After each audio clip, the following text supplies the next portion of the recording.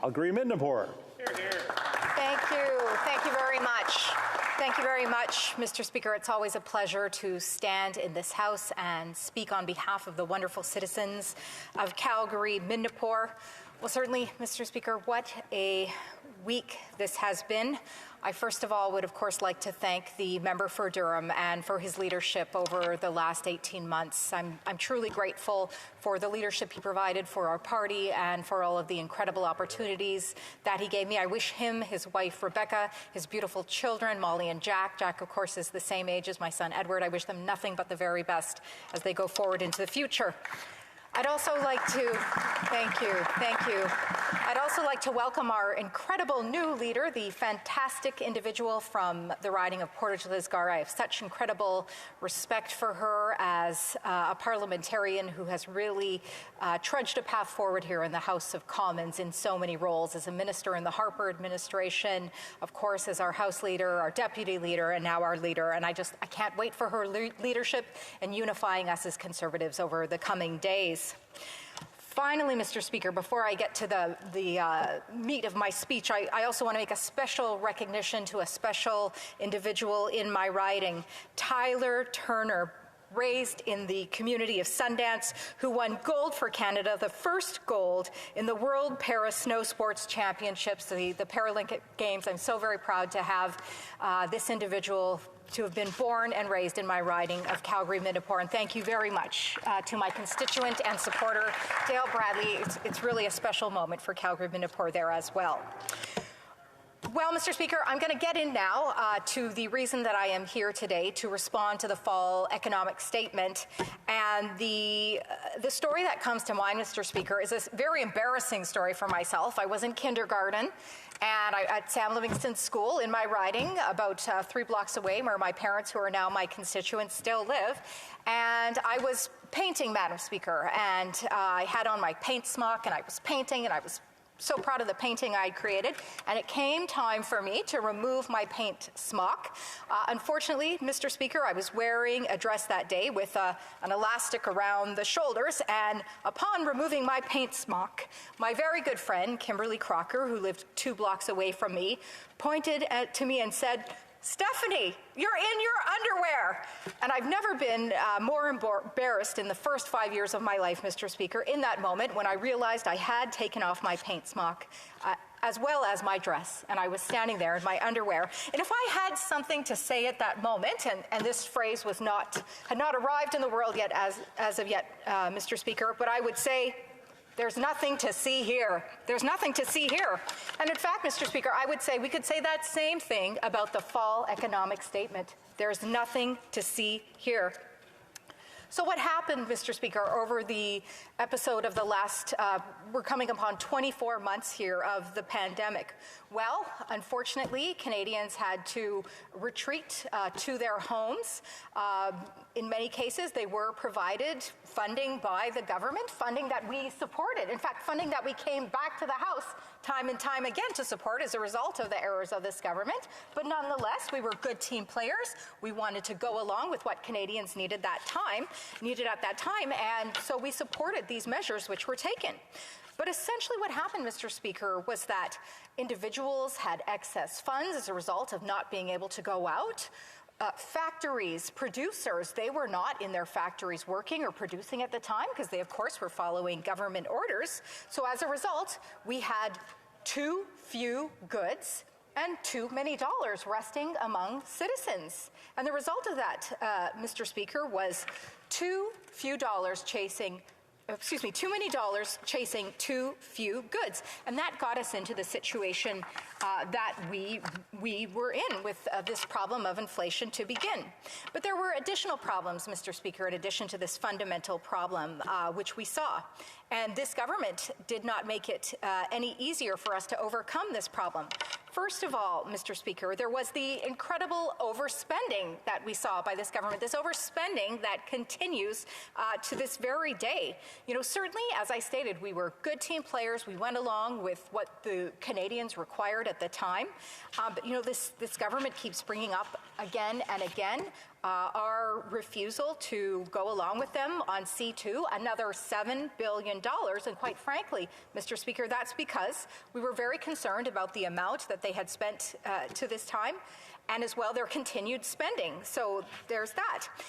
In addition, Mr. Speaker, they did not start to take immediate economic action to account for the lack of supply. I've said often, Mr. Speaker, if I had been the Prime Minister, I would have began an immediate national inventory, agricultural, mineral, energy, everything from coast to coast to coast, to start to reconsider what we have, what we need. I actually thought that the pandemic would bring us into incredible new trading patterns around the world, less of a reliance on China, but nothing of this sort was done at the time, Mr. Speaker. In fact, we didn't even start to begin domestic production of many things, including vaccines, in a timely manner. I'm sure you'll remember we shipped our personal protective equipment overseas to China. And in fact, I was in a meeting this last week where the member for Abbotsford indicated that the mask he was wearing, which had been distributed by the House of Commons, was made in China. And so my point is, Mr. Speaker, this government did not take action to immediately address it. So again, nothing to see here.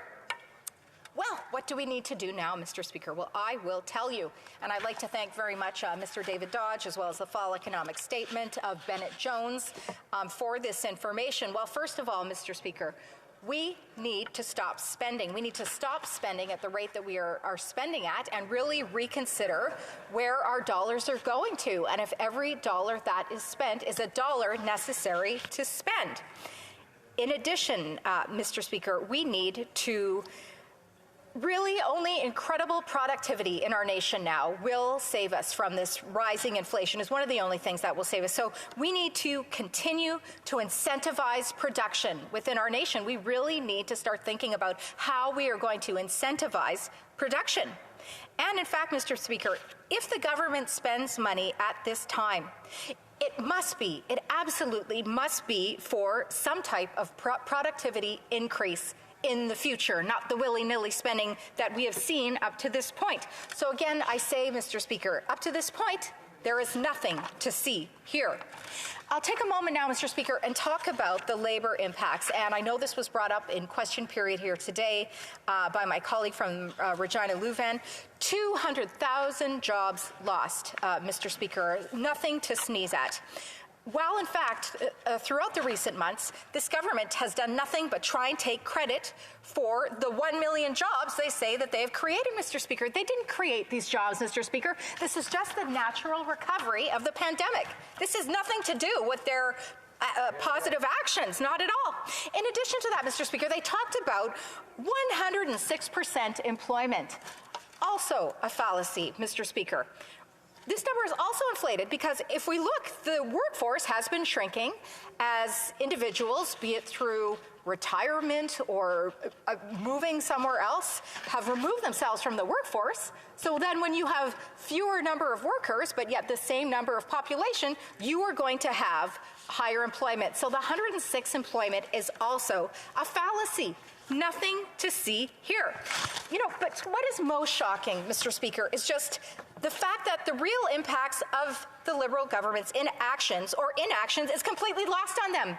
We saw in the fall session, Mr. Speaker, they can't state how much you pay for a package of bacon.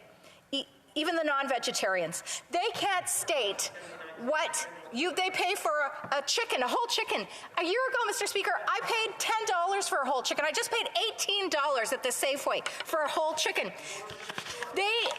This is coming from, and they're heckling me, and this is coming from a prime minister that had 2 nannies and a deputy prime minister who only knows that GDP is increasing at 4.6%. Now, Mr. Speaker, you will see I've used this phrase, nothing to see here, in both a positive and a double sense. They're trying to hide what they have not done, and as well, they are trying to indicate, or I am indicating, that no action has been taken. But my point is, both are bad, Mr. Speaker. Neither is good, but it doesn't change the fact, Mr. Speaker, that there is nothing to see here. Thank you very much, Mr. Speaker. Question et commentaire, questions and comments. The Honourable Parliamentary Secretary to the Minister of Health. Thank you very much, Mr. Speaker. I was amused, as I think everybody in the House was, to hear the funny anecdote about kindergarten. I really do struggle to see what relevance the story had to the conversation around Bill C-8, which certainly does have quite a lot in it, as I'm sure you've read the bill. As you say, there's just nothing to see here. I'll read a quote here. "It's nice to see $60 million identified to support workers in the arts. I've heard the member speak about the importance of the arts.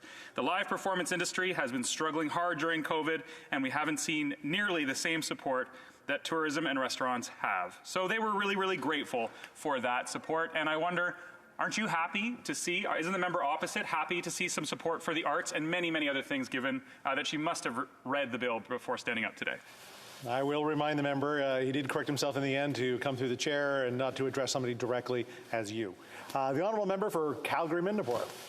Well, Mr. Speaker, this is not surprising at all that a Liberal member of this House would take a story which is so personal to me, where I felt so much pain and embarrassment in my life, and try and make fun of it, not even try to relate to it, say, oh, ha, I had something similar in my life. No, he's laughing even at me now. So, this is not surprising.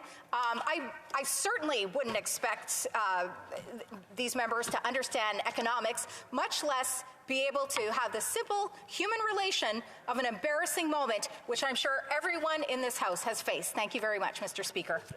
Question and commentaire, questions and comments. The honourable member for Elmwood-Transcona. Well, thank you very much, Mr. Speaker, and I thank the member for her speech. One of the things, obviously, that Canadians are contending with right now is just massive increases in price in the housing market. And in debate previously on C-8, I heard a Conservative colleague of hers say that there really wasn't a need to see governments build more social housing units. What was needed was to tackle the problem of money laundering. And certainly we do need to tackle the problem of money laundering, but I think most Canadians expect that government will have to do substantially more, and that the problems in the housing market aren't simply a function of money laundering. So I'm wondering if we could hear from the member some concrete proposals for what they believe government ought to be doing to tackle the issue in the housing market, which I would note predate the pandemic and predate this government. Real estate prices have been having astronomical increases for some time now. So what can government do in order to get a handle on the situation? The honourable member for Calgary-Mindapore. Well, thank you very much, Mr. Speaker, and thank you very much to the member from Elmwood-Transcona for that excellent question. I do have some concrete proposals, believe it or not. First of all, the government can stop directing their benefits to those who money launder and those who, buy arms with these funds. That would be a great start if they could get some accountability within the benefits that they distribute. That would be a fantastic start. And secondly, I think the best way to have a good housing economy is to have a good economy.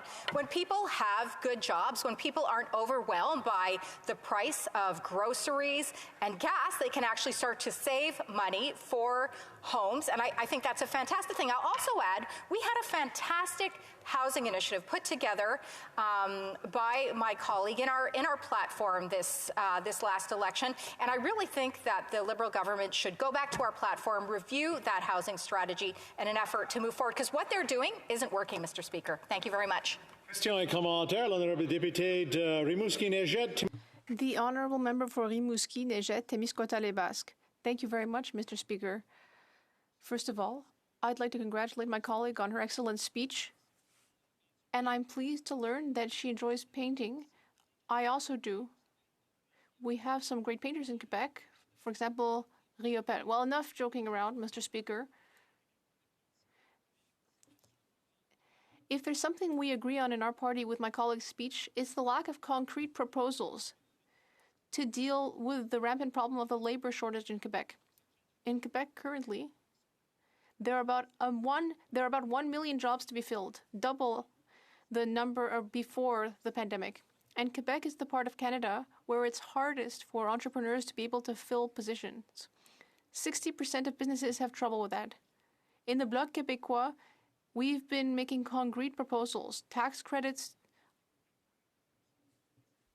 efforts to stimulate R&D, I'd like to ask my colleague what she thinks about the lack of proposals from the government about the labor shortage. Report on a short answer. Merci beaucoup, Monsieur le Président. Aussi, je veux remercier. Thank you very much, Mr. Speaker. I'd like to thank my colleague. Well, I believe that we need to do a number of things. I believe we need to find incentives for Canadians to travel, to work more rather. Debate